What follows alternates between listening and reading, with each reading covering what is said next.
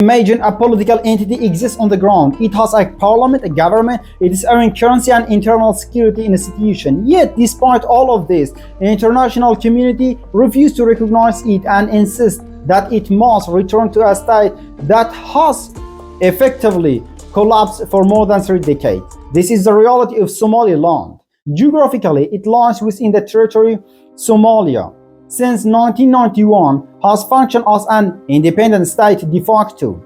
Its population is estimated at around 6.2 million people, all belonging to the same Somalia ethnicity, sharing the same religion and the same language. This reality raises a fundamental question. How can one people with one nation and with one language and religion separate from itself? The answer of this question does not lie in the differentiate of language or nation.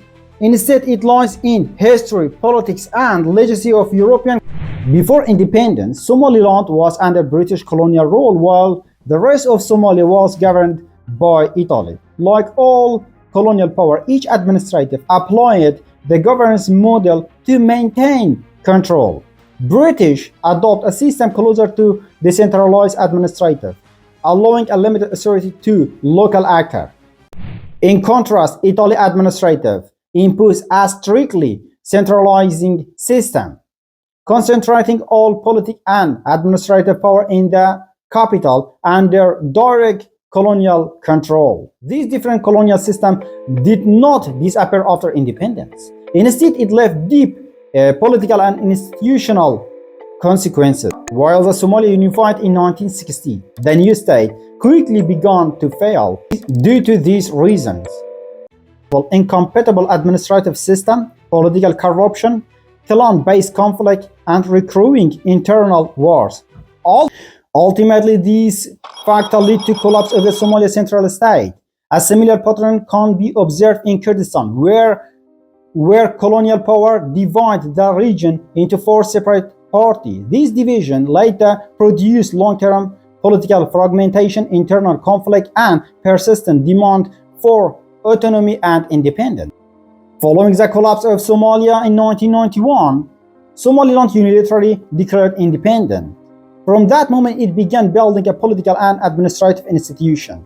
Since then, it has successfully maintained a functioning government and parliament, a national currency and internal security force. Despite its internal stability, Somaliland remained unrecognized under international law. This is because international law operates on behalf of 2 key principles: the right of people's self-determination and the principle in territorial integrity of state.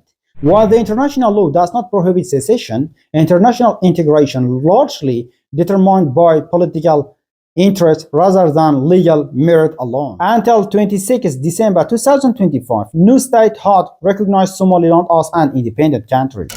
On that date, however, Israel officially recognized Somaliland as an independent country. Mr. President. Mr. Prime Minister. It's good to talk to you, and before anything else, I want you to know that I'm signing now, as we speak, Israel's official recognition of Somaliland and its right of self-determination. Our friendship is seminal and historic. So I'm very, very happy and I'm very proud of this day, and I want to wish you and the people of Somaliland the very, very best there.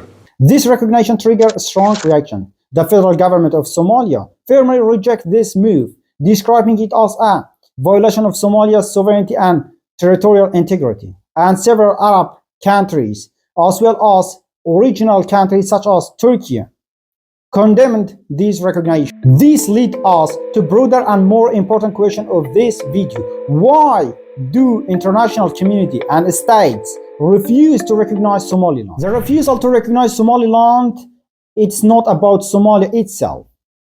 It reflects complex regional and international calculation.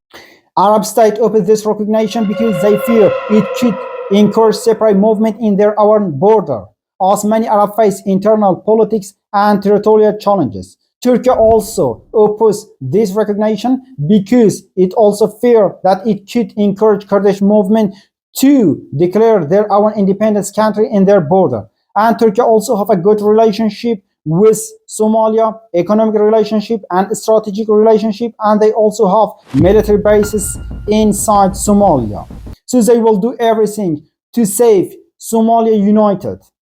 Following Israeli recognition, Somaliland has become a living example of fundamental trust in international relations. That international recognition granted based on political interest, not solely on legal right or effective governance. The case of Kurdistan can confirm that this dilemma is global across the world. People seek autonomy or independence within an international system governed by power balances rather than legal consistency.